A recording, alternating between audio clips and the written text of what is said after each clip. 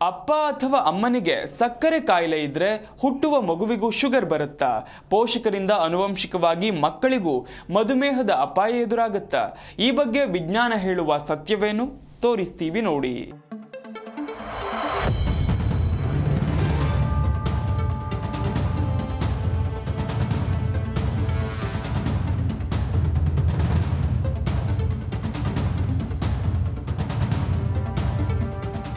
ಮಧುಮೇಹ ನಿಮ್ಮ ರಕ್ತದಲ್ಲಿನ ಸಕ್ಕರೆ ತುಂಬಾ ಹೆಚ್ಚಾದಾಗ ಸಂಭವಿಸುವ ಸಾಮಾನ್ಯ ಜೀವನ ಶೈಲಿಯ ಸ್ಥಿತಿ. ಮಧುಮೇಹ ಹೊಂದಿರುವ ಪೋಷಕರು ತಮ್ಮ ಮಕ್ಕಳಿಗೆ ಅದೇ ಸ್ಥಿತಿಯ ರೋಗ ನಿರ್ಣಯದ ಹೆಚ್ಚಿನ ಅಪಾಯವನ್ನ ಉಂಟು ಮಾಡಬಹುದು. ಆದ್ದರಿಂದ ಮಕ್ಕಳನ್ನ ಮಧುಮೇಹದಿಂದ ಸುರಕ್ಷಿತವಾಗಿರಿಸುವುದು ಮುಖ್ಯ. ಸಕ್ಕರೆ ಕಾಯಿಲೆ ಇರುವ ಪೋಷಕರು ತಮ್ಮ ಮಕ್ಕಳ ಬಗ್ಗೆ ಯಾವ ರೀತಿ ಕಾಳಜಿ ತೆಗೆದುಕೊಳ್ಳಬಹುದು ಅನ್ನೋದನ್ನ ತಿಳಿಯೋಣ. ಮಕ್ಕಳಿಗೆ ಪೋಷಕರಿಂದ ಮಧುಮೇಹ ಬರಬಹುದೇ? ಮಕ್ಕಳು ತಮ್ಮ ಪೋಷಕರಿಂದ ಮಧುಮೇಹವನ್ನ ಆನುವಂಶಿಕವಾಗಿ ಪಡೆಯಬಹುದೇ ಅಥವಾ ಅದು ತಪ್ಪು ಕಲ್ಪನೆಯೇ ಎಂಬುದನ್ನ ಅರ್ಥ ಮಾಡಿಕೊಳ್ಳುವ ಮೂಲಕ ಪ್ರಾರಂಭಿಸೋಣ. ಮಧುಮೇಹ ಕೇವಲ ಆನುವಂಶಿಕ ಕಾಯಿಲೆಗಳಂತೆ ನೇರವಾಗಿ ಹರಡುವುದಿಲ್ಲ. ಆದರೆ ಒಬ್ಬರು ಅಥವಾ ಇಬ್ಬರು ಪೋಷಕರಿಗೆ ಮಧುಮೇಹ ಇದ್ರೆ ಮಕ್ಕಳು ಹೆಚ್ಚಿನ ಅಪಾಯವನ್ನ ಆನುವಂಶಿಕವಾಗಿ ಪಡೆಯಬಹುದು.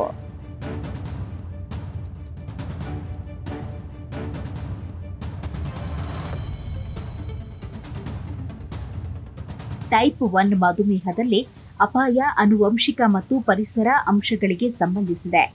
ಆದರೆ ಅದು ಬಲವಾಗಿ ಆನುವಂಶಿಕವಾಗಿಲ್ಲ. ಮಕ್ಕಳಲ್ಲಿ ಹೆಚ್ಚಾಗಿ ಕಂಡುಬರುವ ಟೈಪ್ 2 ಮಧುಮೇಹದಲ್ಲಿ ಕುಟುಂಬದ ಇತಿಹಾಸ ದೊಡ್ಡ ಪಾತ್ರವನ್ನು ವಹಿಸುತ್ತೆ. ಪೋಷಕರಿಗೆ ಮಧುಮೇಹ ಇದ್ರೆ ಮಕ್ಕಳು ಇನ್ಸುಲಿನ್ ಪ್ರತಿರೋಧವನ್ನ ಬೆಳೆಸಿಕೊಳ್ಳುವ ಸಾಧ್ಯತೆ ಹೆಚ್ಚು.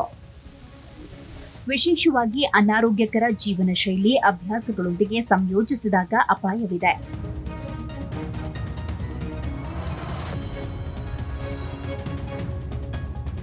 ಟೈಪ್ 2 ಮಧುಮೇಹದ ಅಪಾಯ ನ್ಯೂಟ್ರಿಯೆಂಟ್ಸ್ ಜರ್ನಲ್ನಲ್ಲಿ ಪ್ರಕಟವಾದ 2025ರ ಅಧ್ಯಯನ ಮಧುಮೇಹ ಹೊಂದಿರುವ ಪೋಷಕರು ತಮ್ಮ ನಂತರದ ಜೀವನದಲ್ಲಿ ಟೈಪ್ 2 ಮಧುಮೇಹವನ್ನ ಪತ್ತೆ ಹಚ್ಚು ಹೆಚ್ಚಿನ ಅಪಾಯವನ್ನ ಹೊಂದಿರುತ್ತಾರೆ ಅಂತ ಹೇಳುತ್ತೆ. ಈ ಅಪಾಯ ಪ್ರಾಥಮಿಕವಾಗಿ ತಾಯಿಯಿಂದ ಹರಡುತ್ತೆ ಅಂತ ಸಂಶೋಧನೆಗಳು ಸೂಚಿಸಿವೆ.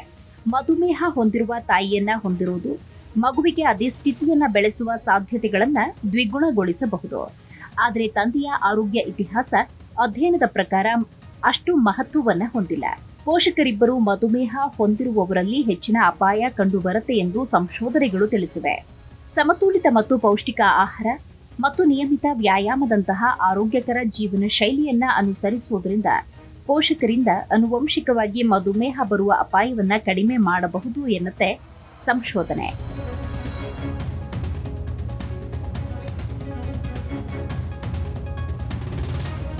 ಮಕ್ಕಳಿಗೆ ಟೈಪ್ 1 ಮಧುಮೇಹ ಅಧ್ಯಯನಗಳ ಪ್ರಕಾರ ಯಾವುದೇ ರೀತಿಯ ಮಧುಮೇಹ ಇಲ್ಲದ ಪೋಷಕರ ಮಕ್ಕಳಿಗೆ ಹೋಲಿಸಿದರೆ ಗರ್ಭಾವಸ್ಥೆಯ ಮಧುಮೇಹ ಹೊಂದಿರುವ ತಾಯಂದಿರು ಅಥವಾ ಮಧುಮೇಹ ಹೊಂದಿರುವ ತಂದೆ ಟೈಪ್ 2 ಮಧುಮೇಹ ಹೊಂದಿರುವ ಮಕ್ಕಳಿಗೆ ಟೈಪ್ 1 ಮಧುಮೇಹ ಬರುವ ಸಾಧ್ಯತೆಗಳು ಹೆಚ್ಚಿವೆ ಎಂದು ಕಂಡುಹಿಡಿದಿದೆ. ತಾಯಿಯ ಗರ್ಭಾವಸ್ಥೆಯ ಮಧುಮೇಹ ಮಗುವಿಗೆ ಅಪಾಯವನ್ನ 94% ಅಷ್ಟು ಹೆಚ್ಚಿಸುತ್ತೆ ಮತ್ತು ತಂದೆಯ ಟೈಪ್ 2 ಮಧುಮೇಹ ಅಪಾಯವನ್ನ 77% ಅಷ್ಟು ಹೆಚ್ಚಿಸುತ್ತೆ ಅಂತ ವರದಿ ಹೇಳುತ್ತೆ.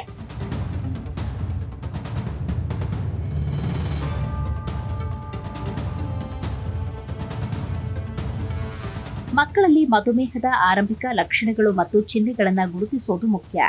ನೀವು ಗಮನಿಸಬೇಕಾದ ಕೆಲವು ಅಪಾಯಕಾರಿ ಅಂಶಗಳು ಇಲ್ಲಿದೆ. ಮಧುಮೇಹದ ಕುಟುಂಬದ ಇತಿಹಾಸ, ಅಧಿಕ ತೂಕ ಅಥವಾ ಬೊಜ್ಜು, ನಿಷ್ಕ್ರಿಯ ಜೀವನ ಶೈಲಿ, ಅನಾರೋಗ್ಯಕರ ಆಹಾರ, ಹೆಚ್ಚಿನ ಸಕ್ಕರೆ ಮತ್ತು ಸಂಸ್ಕರಿಸಿದ ಆಹಾರಗಳು, ಗರ್ಭಾವಸ್ಥೆಯಲ್ಲಿ ಕಡಿಮೆ ಜನನ ತೂಕ ಅಥವಾ ತಾಯಿಯ ಮಧುಮೇಹ, ಪಾಲಿಸಿಸ್ಟಿಕ್ ಓವರಿ ಸಿಂಡ್ರೋಮ್, PCOSನಂತಹ ಹಾರ್ಮೋನುಗಳ ಪರಿಸ್ಥಿತಿಗಳು, ಮಕ್ಕಳಲ್ಲಿ ಮಧುಮೇಹದ ಆರಂಭಿಕ ಚಿಹ್ನೆಗಳು, ಅತಿಯಾದ ಬಾಯಾರಿಕೆ, ಆಗಾಗ ಮೂತ್ರ ವಿಸರ್ಜನೆ, ಹೆಚ್ಚಿನ ಹಸಿವು, ವಿವರಿಸಲಾಗದ ತೂಕ ನಷ್ಟ, ದಣಿವು ಅಥವಾ ಕಡಿಮೆ ಶಕ್ತಿ, ಮಸುಕಾದ ದೃಷ್ಟಿ, ಮಂದವಾದ ಗಾಯ, ಆಗಾಗ್ಗೆ ಸೋಂಕುಗಳು. ಇಂತಹ ಯಾವುದೇ ಎಚ್ಚರಿಕೆಯ ಚಿಹ್ನೆಗಳು ಮಕ್ಕಳಲ್ಲಿ ಕಂಡುಬಂದರೆ ಅವುಗಳನ್ನು ವಿಳಂಬ ಇಲ್ಲದೆ ಪರೀಕ್ಷಿಸಬೇಕು. ಮಗುವನ್ನ ಮಧುಮೇಹಕ್ಕೆ ಯಾವಾಗ ಪರೀಕ್ಷಿಸಬೇಕು? ಮಗುವಿಗೆ ಮಧುಮೇಹದ ಲಕ್ಷಣಗಳಿದ್ರೆ, ಬಲವಾದ ಕುಟುಂಬದ ಇತಿಹಾಸ ಇದ್ರೆ, ಮಗು ಹೆಚ್ಚುವರಿ ಅಪಾಯಕಾರಿ ಅಂಶಗಳನ್ನ ಅಧಿಕ ತೂಕ ಅಥವಾ ಬೊಜ್ಜು ಹೊಂದಿದ್ರೆ, 10 ವರ್ಷದಿಂದ ಅಥವಾ ಅದಕ್ಕಿಂತ ಮುಂಚೆಯೇ ದಿನನಿತ್ಯದ ತಪಾಸಣೆಗೆ ಸಲಹೆ ನೀಡಬಹುದು.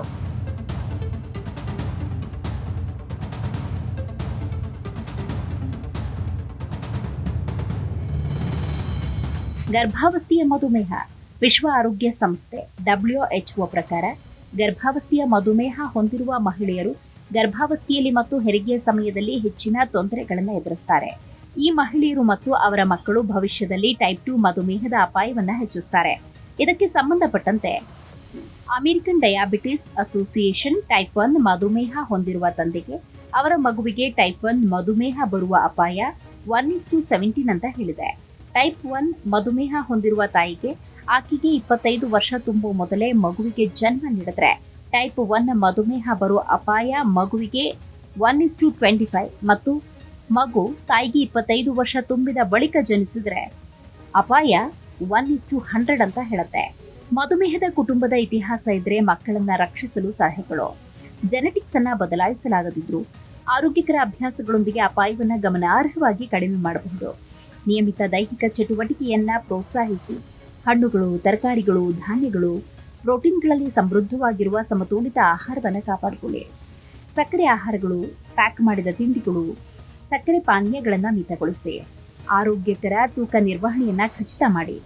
ಸಾಕಷ್ಟು ನಿದ್ರೆಯನ್ನು ಉತ್ತೇಜಿಸಿ ಮತ್ತು ಸ್ಕ್ರೀನ್ ಸಮಯವನ್ನ ಮಿತ ಮಾಡಿ. Bureau report, G Kannada news.